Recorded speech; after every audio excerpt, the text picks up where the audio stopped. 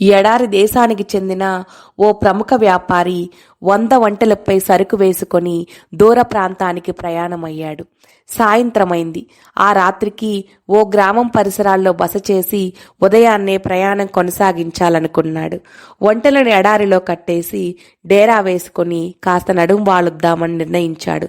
99 ఒంటెలను ఇసుకలో కర్రలు పాతి కట్టేశాడు. ఒక ఒంటెకు మాత్రం తాడు దొరకలేదు. అలాగే వదిలేసి పడుకునేందుకు మనసొప్పలేదు. ఖరీదైన ఒంటె పారిపోతే చాలా నష్టం. పనివాణ్ణి ఒంటెల్ని చూస్తుండమని చెప్పి సమీపంలోని గ్రామానికి వెళ్ళాడు. ఆ వ్యాపారికి ఎక్కడా అతనికి కావాల్సిన తాడు దొరకలేదు. విచారంతో తిరిగి వెళ్ళిపోతున్న వ్యాపారిని ఒక గ్రామస్తుడు ఆపాడు. విషయం కనుక్కొని, నా దగ్గర తాడైతే లేదు, కానీ నీకో పెద్ద మనిషిని పరిచయం చేస్తాను.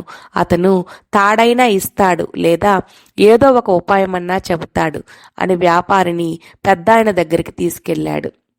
ఆ పెద్దాయన వ్యాపారి చెప్పిందంతా విని ఓ ఉపాయం చెప్పాడు.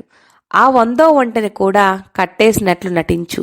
ఎలాగూ చీకటి పడింది, దానికి తనను కట్టేయలేదని తెలియదుగా అన్నాడు. వ్యాపారి ఒంటె దగ్గరికి వెళ్ళి పెద్దాయన చెప్పినట్లు చేసి పడుకున్నాడు. ఉదయం లేచేసరికి అన్ని ఒంటెలతో పాటు ఆ 100వ ఒంటె కూడా కదలకుండా అక్కడే పడుకొని ఉంది. చాలా సంతోషించి అన్ని ఒంటెలను విప్పేసి ప్రయాణానికి సిద్ధమయ్యాడు. 100వ ఒంటె మాత్రం కదలట్లేదు. ఎంత అదిలించినా అది లేవట్లేదు. ఇదేమి చిక్కొచ్చిందని మళ్ళీ పెద్దాయన దగ్గరికి పరిగెత్తుకుంటూ వెళ్ళాడు. రాత్రి ఒంటెని కట్టేశావు కదా, మరి దాన్ని విప్పాలిగా అన్నాడు ఆ పెద్దాయన. దానికి వ్యాపారి అసలు కట్టేయలే లేదు, విప్పడమెలా అన్నాడు. దానికి ఆయన తాపీగా సమాధానమిస్తూ, రాత్రి కట్టేసినట్లు నటించావు, ఇప్పుడు విప్పినట్లు నటించు అన్నాడు.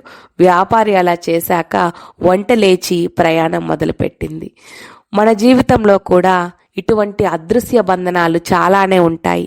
ఈ పని నా వల్ల కాదు అని అసలు మొదలు పెట్టకుండానే వదిలేస్తాం. అడుగడుగునా మన ఆత్మవిశ్వాసాన్ని తగ్గించే చుట్టుపక్కల వారి మాటలు మనల్ని వెనక్కి లాగుతుంటాయి. నేను ప్రభుత్వ పాఠశాలలో చదువుకున్నాను, నేను పేద కుటుంబం నుండి వచ్చాను, నా వల్ల కాదు అని మనకు మనం చెప్పుకునే మాటలన్నీ 100వ ఒంటెకు కట్టిన తాడు లాంటివి. కనపడని సంకెళ్ళే. కాస్త ఆత్మవిశ్వాసం కూడగట్టుకొని ముందడుగు వేయాలి. ఆ తర్వాత వెనక్కి తిరిగి చూస్తే అక్కడ అసలు మనల్ని కట్టిపడేసే తాడే లేదని అర్థమవుతుంది.